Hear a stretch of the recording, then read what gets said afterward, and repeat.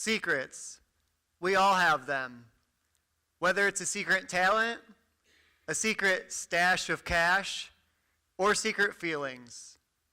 Regardless of who we are, what we say, or what we do, we all have some sort of secret we are holding on to. Hi, my name is Trent. For those of you that don't know me, it's okay, you're not missing out on much. For those of you that know me, you probably can tell my wife picked out my outfit today because I'm not wearing dad jeans. Many people who see and interact with me often describe me as funny, outgoing, and always having a smile on my face, no matter the circumstance. Within the past few years, I traveled to Thailand and Iceland. I got married to my beautiful wife, and I worked at Walt Disney World Resort, the most magical place on earth. That is, until you see Cinderella backstage smoking a cigarette. From the outside looking in, my life looked great. But much like Cinderella, behind the scenes, there was a secret I was holding on to. I was wearing a mask, hiding my reality from those around me. I was fighting a battle, a daily internal battle against anxiety, depression, and suicidal thoughts. My secret was my mental health. The mask I was wearing was to shade the pain I was feeling and to continue to put on a positive persona as to not burden others with my problems. Last year, I was invited to speak at Residential Living's student staff training. During my time with these student leaders, I facilitated an exercise that you can do at home, or even in your head right now if you want to help them recognize their own mask. As they walked into the auditorium, I instructed them to grab a piece of paper that had a mask on front of it. And I said, on the front of the mask, I want you to write what it is that you exhibit or display to others. So, for example, my mask would look like this: smile, outgoing, happy, positive outlook on life. As the students wrapped up writing on the front of the mask, I instructed them to flip the mask over. And I said, on the back of the mask, I want you to write what it is that you hide or mask from others. So for me, that would have looked, again, like this: loneliness, anxiety, overthinker, worry, fear. Vulnerability is the strength of our weakness. We need to become more comfortable using our struggles as our fuel. We need to recognize we are not alone in the struggles that we go through. Many others experience the same. Now, typically during this activity, I would have people throw the masks around the room and stand up and share. Seeing as how you don't have paper to throw at each other today, I asked a few people earlier this week if they would be willing to share some of their masks. And I have some of those I'd like to share today with you.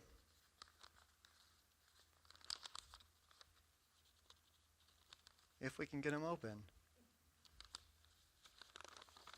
On the front of this person's mask, this person said professional, mean, friendly, serious, knowledgeable. On the back of their mask, they said loner, sad, kid at heart, fun and silly. On the front of this person's mask, they said funny, humble, confident, caring, compassionate. But the things they're masking are selfishness, jealousy, being lazy, and being sensitive. And I'll share one more with you. This one says confidence, has all the best relationships and has it all together, role model. But the things they're hiding are anxiety, feeling lonely sometimes, and being self-conscious. The masks we wear, they have no limit. But they will hinder your ability to live your life. And yet still, hiding behind a mask is something that we all have in common. According to the Anxiety and Depression Association of America, 40 million U.S. adults will suffer from an anxiety disorder within their lifetime. And 75% of that 40 million will have their first experience with anxiety by the age of 22. To put that in perspective, you're sitting at tables of 4 today. That means only one of you at that table will not have your first experience with anxiety until after you've graduated college. According to the University and College Center Directors Association, in a 2017 survey, they had surveyed 621 counseling center directors across the nation. And the number one concern amongst college students was anxiety, followed by stress, depression, suicidal ideation, and specific relationship concerns to round out the top 5.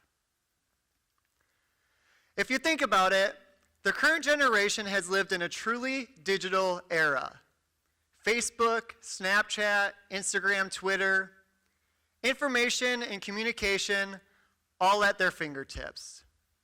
Heck, now with dating apps nowadays, Tinder, Bumble, Hinge, you can get a date just by laying on the couch.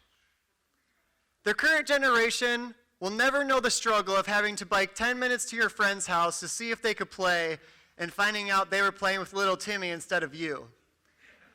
The current generation won't know the struggle of having to go into the kitchen, grab the phone off the wall and walk away from the wall with the phone, and if mom was able to afford it, the 10-foot cord, which brought you all the way to the living room so you could at least sit down and have the conversation. While the intent of social media and networking is good, it's been harmful in destroying our communication. We need to challenge not only others, but also ourselves to be more open to talking and communicating. We need to view vulnerability in a new light. What we may perceive as a weakness could actually be a strength once we're open to sharing that and realizing how much actually connects us. Yes, it may be scary at first. It may not be easy. It may feel uncomfortable. A thought you may have may be, well, what will others think of me? Well, I have 2 questions for you. So what? And who cares? We need to become more comfortable being uncomfortable. Simply looking around the room, if you look to your left, right, behind you, in front of you, you may be sitting next to someone you know, mom, dad, grandpa, aunt, uncle, friend, significant other. But just because you know who they are, doesn't mean that you know what battle they're fighting. Everyone has their own struggles that they're going through. How can we assume what others are going through if we're not willing to be open and be vulnerable ourselves and share the struggles that we're having? We need to work on trying to break down our mask. And everyone will seek to do that differently. Now, my message to you isn't to go out of this room today and update your Facebook status with your deepest, darkest secrets. You can start small and then expand from there as you get more comfortable. Personally, for me, while it took a while, I sought help through counseling. And trust me, it took a very long time for me to feel comfortable even going to that. But I found that it was helpful to have someone to talk to week in and week out about the struggles that I was having. It also helped that I had a really strong support network. I had a close group of friends that I could talk to about it, that I could trust and confide in. And the best part about it was when they would call me, randomly throughout the week, when they would call me and say, hey, I just wanted to check in and see how things are going. And instead of just saying good or okay, it was, no, really, how are you? How are you doing? And so even if you're not struggling through something, you can still be that support network for someone else and help them through what it is that they need to be helped through. And again, what worked for me isn't necessarily going to work for you. But as you start small and grow, you'll become more comfortable and it'll get easier over time. About a year ago, I started a podcast. And the purpose of this podcast was to share the stories of others. Shortly after the start of my podcast, I shared the story about my battle with mental health. This was the first time that I shared this with anyone other than my wife and that close group knit of friends I had. This was the first time even my parents were hearing this. Hearing about my battle with suicidal thoughts and depression and anxiety. It was not easy. It was not comfortable. But as I started to open up more and had guests on my podcast, they started to share their stories as well. This is one of the guests in my podcast. We'll call her Jenna. Jenna, within the first 3 minutes of talking to me in the podcast, got really deep into stuff about her parents' divorce and how that shaped her, about medical issues she's had, about how she had struggled with body image in the past. But as you can tell, she could care less anymore. She uses her story and her posts to empower others, to be vulnerable, to be transparent, to share what it is that you're going through. I would encourage you to share your story because you never know who it might impact. This room could be packed full of 500 people, and if I only hit one person out of 500 people, I've done my job. I've helped someone grow, I've helped them to think, and I've helped them to develop and have a new frame of mind. Other guests are sharing their stories too that I've had on my podcast, whether that's through an illusion show, or whether that's about writing a book. The guests on my podcast have talked about anxiety, depression, body image, and their own attempts to take their life. But they're doing something about it and they're sharing their story with others because it's had an impact on them.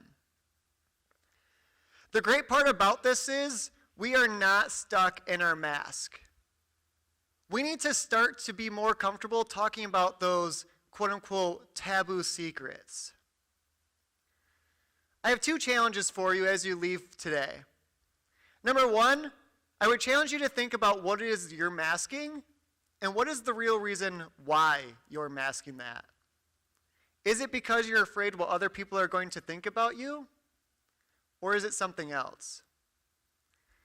The other challenge I would give to you is to be more vulnerable and to work to break down that mask. And again, it doesn't have to happen at 100%.